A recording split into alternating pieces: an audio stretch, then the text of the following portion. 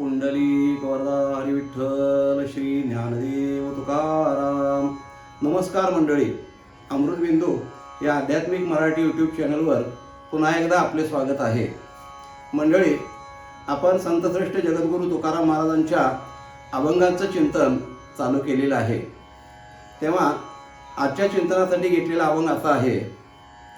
चंदनाचे हात पाय ही चंदन, परिसा नाही हीन कोणी अंग, दीपा नाही पाटी पोटी अंधकार, सर्वांगी साखर अवघी गोड. तुका म्हणे तैसा सज्जनापासून, पाहता अवगुण मिळे चिना, दीपा नाही पाटी पोटी अंधकार, सर्वांगी साखर अवघी गोड.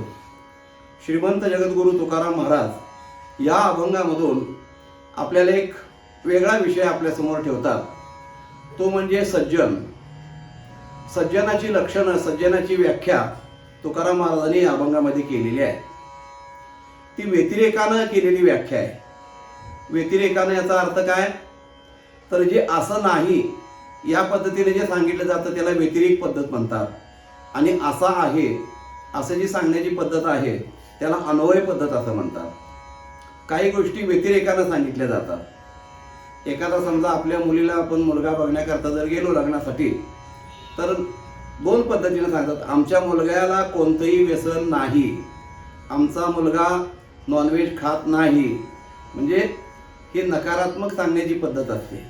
मग त्यातून चांगलं सिद्ध होतं त्या नकारातून.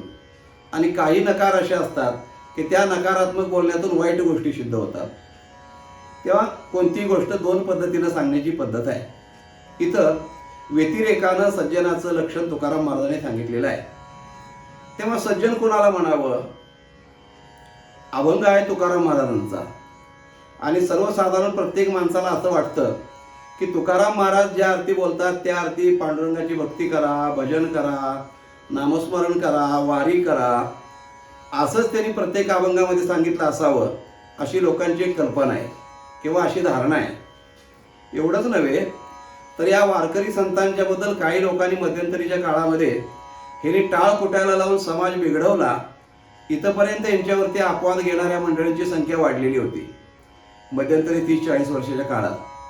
म्हणजे संतांचा उपदेश, संतांचं बोलणं नीट न समजून घेता त्यांच्यावरती कोणत्याही पद्धतीचे आरोप लावणं ही एक समाजाची फॅशन झालेली होती त्या काळात. तेव्हा प्रत्येक ठिकाणी संत आपल्याला भजनच करा असं नाहीच सांगत. दुसऱ्याही पद्धतीने त्यांनी आपल्याला सुधारण्याचे अशा प्रकारचे मार्ग सांगितलेले आहेत. तेव्हा इथं सज्जनाबद्दल महाराज बोलतात. सज्जन कुणाला म्हणावं? सर्वसाधारण आपली कल्पना अशी आहे की जो रोज नित्यनेमानं रोज देवपूजा करतो, नित्यनेमानं रोज देवळात दर्शनाला जातो, काही माळा ओढतो, जप करतो, तीर्थयात्रा करतो, अशा ज्या काही लक्षणानं वारीला जातो, अशी जी काही लक्षणं आहेत, या लक्षणाने युक्त असणाऱ्याला सज्जन म्हणावं अशी एक सामाजिक धारणा अशा प्रकारची आहे. परंतु हे सज्जनत्वाच्या ठिकाणी असणारं महत्त्वाचं लक्षण नाही आहे. ही सगळी दुय्यम लक्षणं आहेत. महत्त्वाची लक्षणं ती सज्जनाची वेगळीच आहे. त्या लक्षणांचा विचार केला पाहिजे. आपल्याकडे एक म्हण आहे, मुंह में राम और बगल में छुरी. राम राम राम राम जप करणारा आणि दुसऱ्याला कापणारा असा जर मनुष्य असेल तर त्याच्या रामनामाला काही महत्त्व आहे का? किंवा त्याला सज्जन म्हणता येईल का?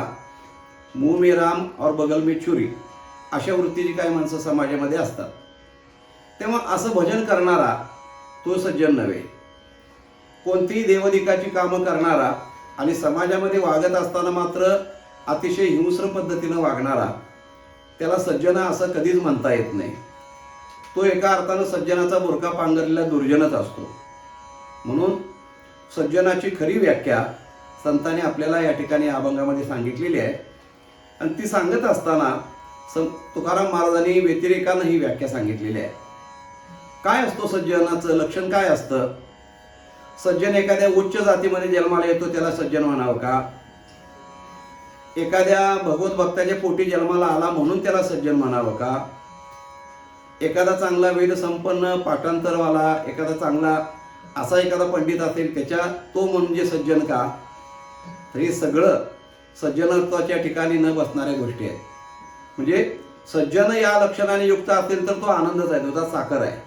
पण केवळ आणि केवळ हेच जर सज्जनत्व मानायचं म्हटलं तर आपल्याला काही उदाहरणं अशी पाहता येतात मंडळी. उच्च जातीत जर जन्माला आला त्याला सज्जन म्हणावं तर आपण रावणाचं उदाहरण समोर घ्या. ब्राह्मण कुळात जन्माला आलेला रावण आहे आणि तोही साधा ब्राह्मण नव्हे तर ब्रह्मदेवाचा नातू असणारा काय तो ना विश्रवा, त्या ब्राह्मणाच्या पोटी जन्माला आलेला रावण आहे. मग तो कसा असायला पाहिजे होता? पण त्याला सज्जन म्हटले का कुणी?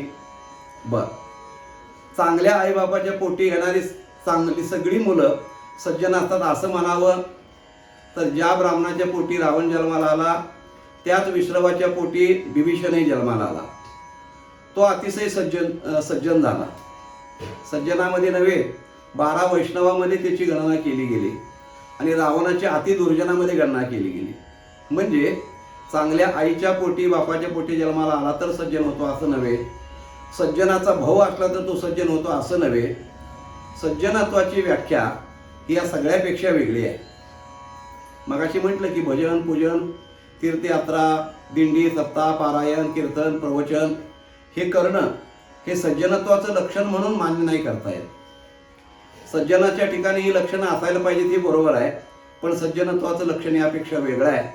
ते लक्षण तुकाराम महाराजांनी व्यतिरेकाने या ठिकाणी सांगितले आणि ते सांगत असताना 3 दृष्टांत देऊन तुकाराम महाराज सांगतात. पहिला दृष्टांत दिला तो चंदनाचा दृष्टांत दिलेला आहे. चंदन आपल्याला माहिती आहे सुगंधी असणारं एक लाकूड आहे. ते अत्यंत मूल्यवान, अत्यंत किमती असणारं ते चंदन हे लाकूड आहे. त्या चंदनाचा गुणधर्म काय? तर 2 गुण त्याच्या ठिकाणी महत्त्वाचे आहेत. एक म्हणजे सुगंध आणि दुसरा म्हणजे शीतलता.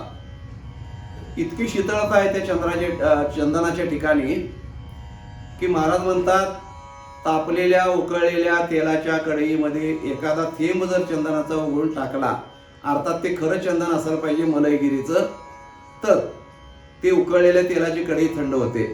म्हणजे किती शीतलता असेल. हा एक गुण आहे. आणि दुसरा चंदनाचा गुण आहे सर्वांगी सुवास परितो उगला न राहे, सभोवती तरोवर चंदन करीतची जाय. त्याचा असणारा त्याचा अंगभूत सुवास तो सगळ्यांना वाटत अशा प्रकारचा उभा राहिलेला असतो. त्याच्या सभोवती जी झाडं असतील त्यांना चंदनमय करतो, सुगंधित करतो. हे 2 लक्षणं चंदनाची आहेत. पण या अभंगामध्ये थोडासा गमतीशीर दृष्टांत दिला महाराजांनी चंदनाचा. तो कसा दिला? तुकाराम महाराज म्हणतात चंदनाचे हात पाय ही चंदन. चंदनाचं झाड आहे. कल्पना अशी करा त्या चंदनाच्या लाकडाची बाहुली केली. आता बाहुली म्हटल्यानंतर त्याला सगळे अवयव आले. पाय आले, हात आले, डोळे, नाक, कान, डोकं, पोट, छाती, अगदी मलमूत्र विसर्जन करायचे अवयव ते जरी त्या बाहुलीला आपण रेखाटले किंवा कोरले समजा, तर त्या बाहुलीला कोणीकडच्या बाजूने उगाळल्यानंतर दुर्गंध येईल. डोक्याकडनं उगाळले तर दुर्गंध येईल, पायाकडून उगाळले तर दुर्गंध येईल, त्याचं नाक जर उगाळलं तर दुर्गंध येईल. का मलविसर्जनाची बाजू पाठीमागची ती त्या बाहुलीची जर सालीवर उगाळली तर दुर्गंध येईल का त्यातून? तर कधीही दुर्गंध येणार नाही. चंदनाची बाहुली कोणीकडच्याही बाजूने जरी उगाळली तरी तो सुगंधच देणं हे त्या चंदनाचं जसं काम आहे. हे त्या चंदनाचा दृष्टांत दिला. पुढचा दृष्टांत दिला परीस. परिसा नाही हीन कोणी अंग. परीस कोणत्या बाजूने लोखंडाला लावला तर ते सोनं करतो? समजा 8 कोणी परिस आहे, अष्टकोनाचा असणारा तो खडा आहे.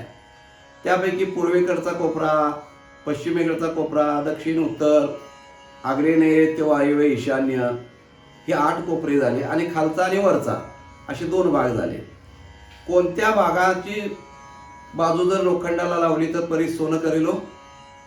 तर महाराज म्हणतात कोणत्याही बाजूचा भाग लावा त्याला, ते सोनं करणं हे त्या परिसाचं जसं काम आहे. परिसा नाही हीन कोणी अंग. पुढचा दृष्टांत देतात की ज्याप्रमाणे दिवा कसा आहे? तर महाराज म्हणतात दीपा नाही पाठी पोटी अंधकार. दिवा जर लावून ठेवला एखाद्या खोलीच्या मध्यभागी तर तो कोणत्या बाजूला उजेड देतो? तर त्याला पाठही नाही आणि पोटही नाही, सगळ्या दिशा उजळून टाकायचं काम तो करतो. मात्र त्या दिव्याखाली अंधार असतो हा भाग वेगळा. परंतु सगळ्या बाजूने तो उजेड देण्याचं काम दिवा जसा करतो तसं, किंवा पुढचाही दृष्टांत दिला महाराजांनी की सर्वांगी साखर अवघी गोड. साखर, खडी साखरेचा खडा घ्या, तो कोणत्या जरी बाजूने चोखला, आपण चाटला, जिभेने जर चाटला तर त्याच्या सगळ्या बाजू आपल्याला गोडच लागतील. नवे तो फोडून त्या मध्य भागातला जो गाभा जर आपण त्या खड्याचा चाकला तरी तो गोडच लागेल. वरचा कवर जरी त्या साखरेचा चाकला तरी तो गोडच लागेल. म्हणजे सर्वांगानं जसा गोडपणा साखरेमध्ये आहे, परिसराला जसा सर्वांगानं सुवर्णत्व करण्याची क्षमता आहे, दिव्याला जसा सर्व बाजूने उजेड देण्याची ताकद आहे, आणि चंदनाची बाहुली कोणत्याही बाजूने उघळली तर सुगंधच येणार, हे जसं त्याचं लक्षण आहे, तद्वत तुकाराम महाराज या ठिकाणी म्हणतात की तुका म्हणे तैसा सज्जनापासून पाहता अवगुण मिळेचिना. पाहता अवगुण मिळेचिना हे नकारात्मक लक्षण सांगून सज्जन कसा असतो हे तुकाराम महाराज इथं सांगतात. ज्याच्या ठिकाणाहून, ज्याच्या जवळून कोणत्याही प्रकारचा अवगुण औषधाला सुद्धा मिळत नाही तो सज्जन. किती सोपी आणि सुंदर व्याख्या केली महाराजांनी की कोणत्याही प्रकारचा अवगुण, अवगुणाचे बरेच प्रकार आहेत, शारीरिक, वाचिक, मानसिक, 3 प्रकारचे सद्गुण जसे आहेत त्याच्या विरुद्ध असणारे त्याला अवगुण म्हणायचं. गुण हा शब्द एकच आहे, त्याला सत किंवा अव ही पदं लागल्यानंतर तो चांगला किंवा वाईट ठरत असतो. सत हे पद लागलं की सद्गुण होतात, आणि अव हे पद लागलं की अवगुण होतात, दुर्गुण होतात. तेव्हा गुण हा केंद्रस्थानी आहे, पण त्याला लागणारी जी उपपद आहेत त्याच्यावरून त्या गुणाची पातळी, पात्रता ठरत असते. तुकाराम महाराज म्हणतात की ज्याच्या ठिकाणाहून, ज्याच्यापासून कोणत्याही प्रकारचा अवगुण मिळत नाही, सज्जन जो असतो तो मनाने कोणाला कधी दुखवत नाही, कोणाचं मन दुखवेल असं प्रकारचे विचार तो मनानं कधी करत नाही. सर्वांचं चांगलं व्हावं, सर्वांचं कल्याण व्हावं, सर्वजण सुखी असावेत, सर्वांना आनंद प्राप्त व्हावा, असं सतत ज्याचं मानसिक चिंतन चाललेलं आहे हा त्याचा मानसिक सज्जनत्वाचा भाग आहे. त्याचप्रमाणे वाचिक सज्जनत्व की कोणालाही कधी तो दुरुत्तरानं बोलत नाही, वाईट शब्दाचा प्रयोग कोणाशी बोलताना कधी करत नाही, शिवीगाळ करत नाही. बोलो ऐसे बोल जेने बोले विठ्ठल डोले असं नामदेव महाराजांनी म्हटलेलं आहे. भगवंत ज्या शब्दाने डोलावा असेच गोड शब्द, साच आणि मवाळ, मिथिले आणि रसाळ, शब्द जैसे कल्लोळ अमृताचे, हे वाचिक सज्जनत्व आहे. म्हणजे वाचन सुद्धा, त्याचे बोल, त्याचे शब्द ऐकल्यानंतर एखाद्या दुःखी माणसाला सुद्धा धीर यावा, जीवनामध्ये काहीतरी आधार वाटावा, अशा प्रकारचा जो सतत मुखानं बोलत असतो, सकारात्मकता आणि चांगलं हे ज्याच्या मुखातून बोलणं आहे, हे सज्जनाचं वाचिक सज्जनत्व आहे. आणि कायिक सज्जनत्व म्हणजे शारीरिक सज्जनत्व की या हाताने, या पायाने, या डोळ्याने कुणाचं वाईट कधी करत नाही. वाईट करण्याचे अनेक मार्ग आहेत. हातानं वाईट करता येतं, पायानं वाईट करता येतं, डोळ्यानं वाईट करता येतं. तेव्हा कोणत्याही इंद्रियानं शरीराच्या दुसऱ्याचं वाईट कुठल्याही प्रकारे जो करत नाही, सतत सगळ्यांचं चांगलं व्हावं, माझ्यासहित सगळे चांगले असावेत, सगळ्यांचा आनंद जीवनामध्ये असावा, अशा प्रकारचा जो विचार करतो त्यालाच सज्जन म्हणावं. इतर जे अवगुण आहेत ते याच्या ठिकाणी अजिबात कुठे औषधाला बघायचे म्हटले तरी बघायला मिळत नाहीत. तुकाराम महाराज म्हणतात हे खरं सज्जनाचं लक्षण आहे. तो भले रुद्राक्ष गाठलेला नसू दे, भस्म लावलेला नसू दे, तुळशीच्या माळा घातलेल्या नसू देत, गंधाची ओटी लावलेला नसू दे, धोतर पेटा उपरनं पांघरलेला नसू दे, काही गरज नाही त्याची. अर्थात हे नसावं असं नाही, पण हे असलं तरच सज्जनत्व असेल असं नाही. हे नसणारे सुद्धा सज्जनत्वाला प्राप्त होऊ शकतात. सज्जनाची व्याख्या त्यांच्या बाह्य व्यवस्थेवरून करता येत नाही, तर ती आंतरिक अवस्थेवरून केली जाते. म्हणून अशा प्रकारे खरोखरच तुकाराम महाराजांनी गोड असं सज्जनाचं लक्षण या अभंगामधून आपल्याला मंडळी सांगितलेलं आहे. तेव्हा या अभंगाचं असणारं हे आजचं चिंतन आहे. मंडळी, आपल्याला कसं वाटलं चिंतन ते जरूर कळवा. चॅनलच्या सबस्क्राईब केलं नसेल तर अवश्य करा आणि इतरांच्यापर्यंत याची माहिती जरूर द्या. भेटूया मंडळी पुन्हा पुढच्या चिंतनामध्ये. तोपर्यंत नमस्कार. रामकृष्ण हरी.